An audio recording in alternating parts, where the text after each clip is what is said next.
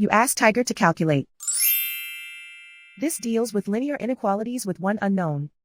The final result is x equal or smaller than 4. Let's solve it step by step. Swap sides.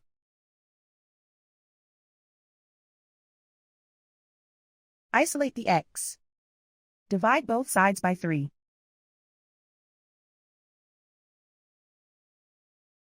Simplify the fraction.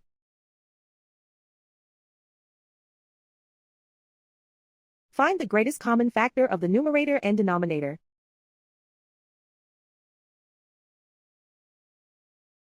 Factor out and cancel the greatest common factor.